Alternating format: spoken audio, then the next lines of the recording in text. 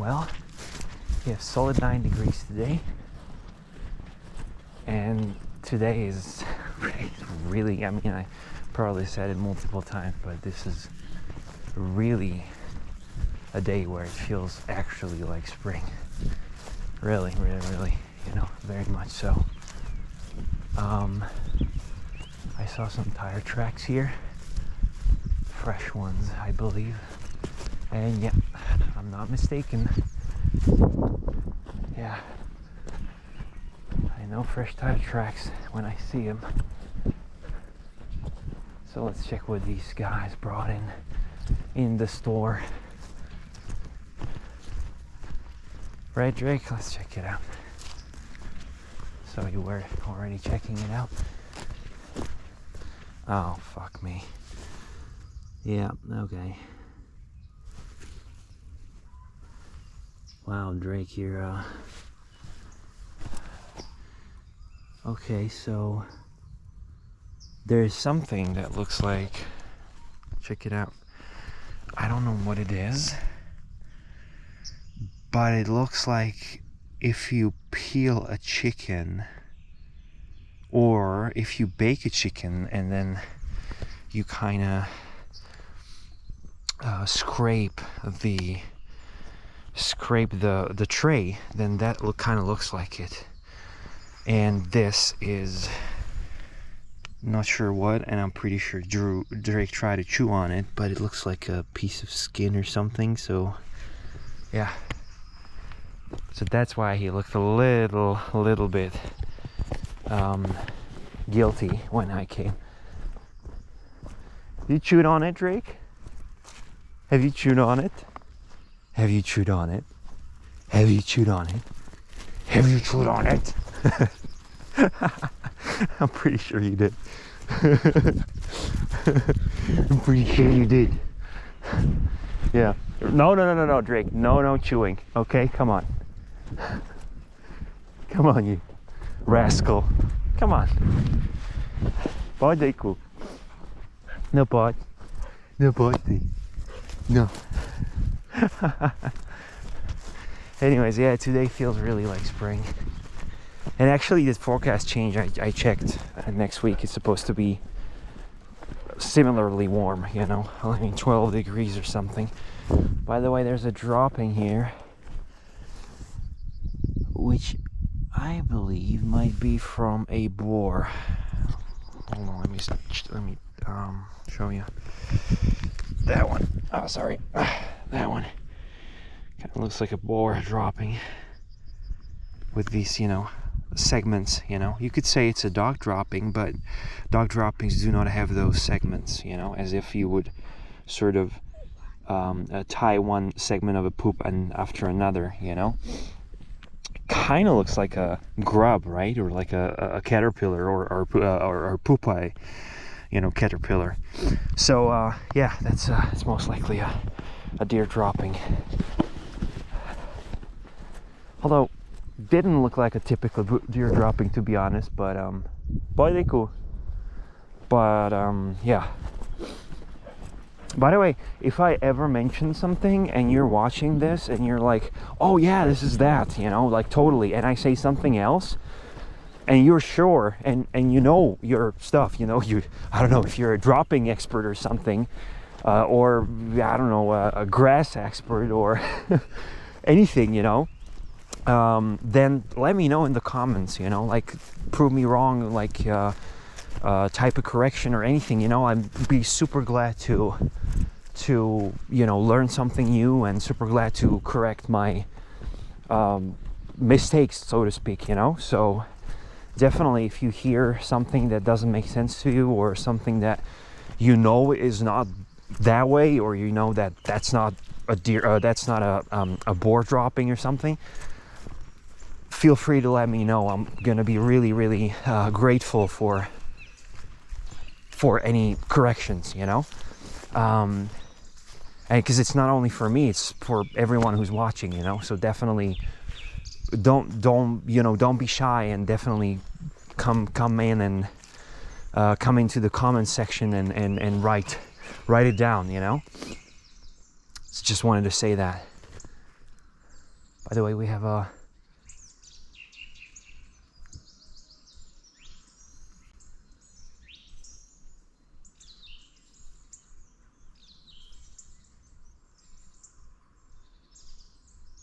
two.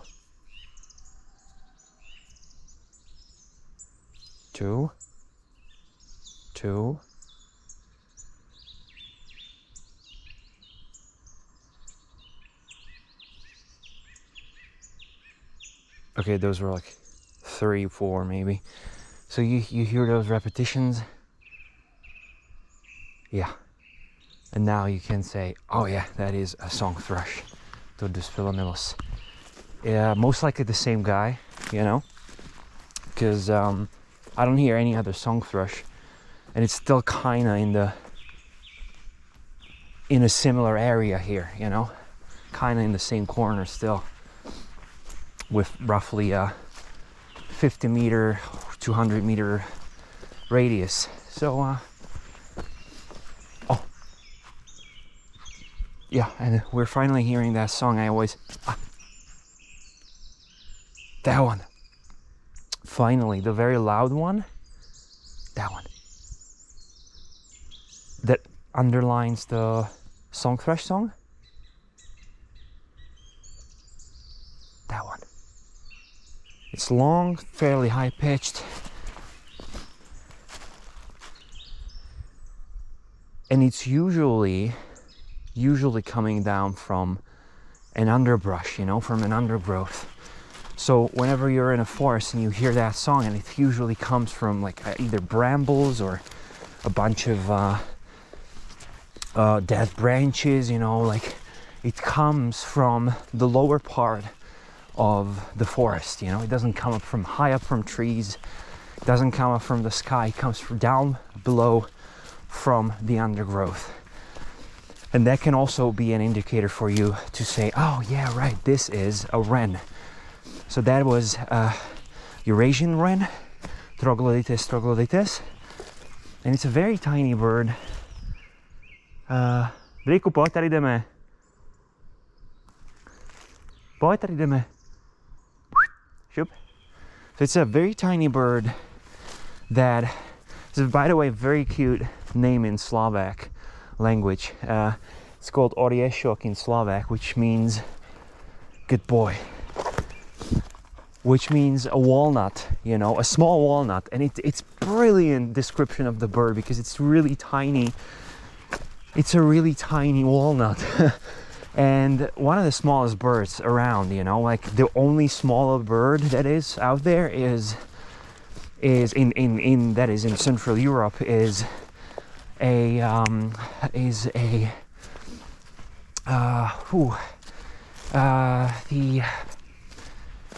oh man, now I cannot remember. I'm gonna post in the subtitles, but it's the tiniest bird with this like brightly colored cap. And yeah, we got another one up front, the wren, and it's a it's like a regal small.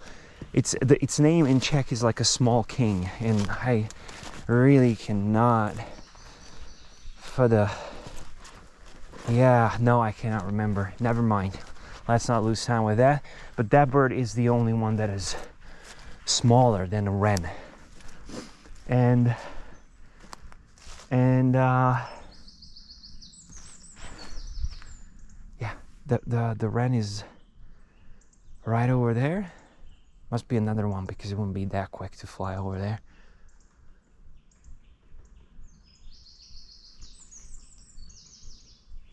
That is wren's song. It's quite long, it's very loud, considering the size of the bird, because it is really... Let's see if Drake manages this. No, he wants to be carried. Okay, come on, buddy. Let's take you. There you go. So it is probably the second smallest bird in the bird kingdom in Central Europe, and it sings the loudest probably, which is very interesting. It's incredibly loud, and the song is long, and it is, which is a good news for beginners, is that its song is constant. You know, it doesn't change, it doesn't have variations, and it is therefore quite easy to learn. It's not as easy as song thrush, for instance. There's like no like repetitions or anything, but it is a constant, unchanging song, you know.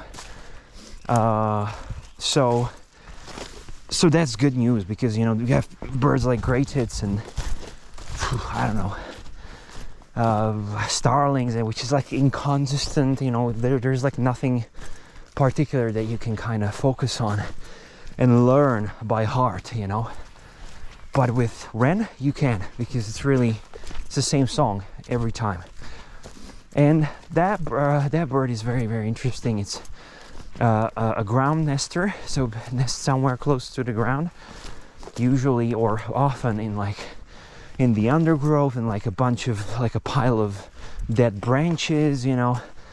And it creates a very cozy kind of nest, which is kind of like fully enclosed, you know. It's like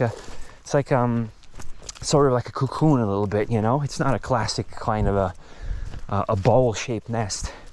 It's more of like a cocoon, you know, with a ceiling and everything. And there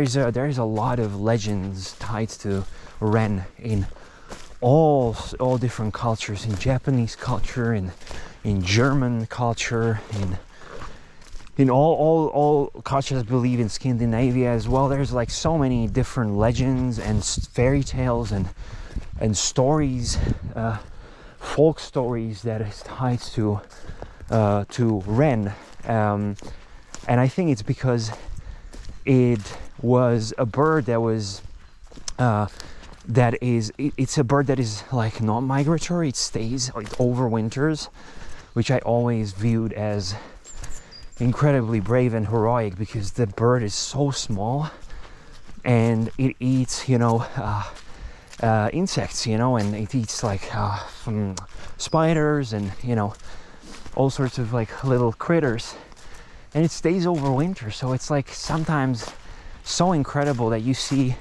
little tiny wren, you know, hopping around in deep snow, in frost, in ice, and it still manages to push through that winter, you know, and survive. I always find that fascinating, you know. And it's not coming to feeders, it's not eating sunflower seeds or something, you know, like that would make sense. So it's like incredible, to me it seems like an incredible feat for such a bird to make it through the winter and stay here, you know. And I think people also found that, you know, first of all, they saw and heard that bird throughout the whole year, and they probably also found it very sort of specific, and they also appreciated that the bird is small, it's tiny, you know, it's brown, you know, it doesn't have a spectacular color or anything, but it is nevertheless very strong, resilient, and incredibly loud. And I think that people got inspired by that, you know, hundreds and probably thousands of years ago, and they made stories about this bird being the king and being the king of the birds. And actually in some languages, I believe it even is still named that way. It's I think in German it's like König something, I think. So, you know, it still has that in its name in some of the countries, and people did believe that, yeah, that bird is the king of birds, because you know, I remember there was this, I don't know if it was Japanese, but there was this story where a wren flew into, I think it was either a race or whoever was stronger or something, and one animal, you know, said like, I'm the strongest, and actually wren then flew into its ear, and by its song it drove that animal mad, and that animal, you know, I think died or something, I don't know, but it was pretty grim. But the point was that, you know, wren won, you know, despite its size and despite, you know, being small and fragile, it still won. And then there's another story where there were like different birds that were saying I can fly the highest, you know, and you know, there was eagle and there was heron and there was I don't know how many birds, and they were all like contesting who can fly higher. And you know, wren was not, you know, saying much, and then at some point disappeared. And then as they were doing that race, eagle was the highest, you know, everyone dropped, you know, slowly but surely, you know, and then there was eagle, which was like high up, super high up, you know, like higher above the clouds. And then when he thought that he almost won, he was like, you know, losing kind of his strength, and he was like, you know, tired and exhausted, and he thought about giving up already. And when he gave up, under his wing there was a hidden wren that flew out and flew even higher, and that wren won, you know. So there are stories like that in folklore, and I think it has to do definitely with the fact that the bird is small, loud, resilient, strong despite its size. And people were just inspired by that and made up all those folk stories and fairy tales and named the wren a king of birds, you know, which is cute, you know, given the fact that it's really such tiny bird, such a tiny cute little bird. Sometimes you see a wren, you know, sort of flying so incredibly low because it lives in the undergrowth. You know, I was saying, when you will hear it sing, you will hear it from the undergrowth, not from high up in the trees, you know, not from, you know, the sky. You'll hear it from down below, and it really does live prominently and predominantly on the ground, you know, or on the ground level.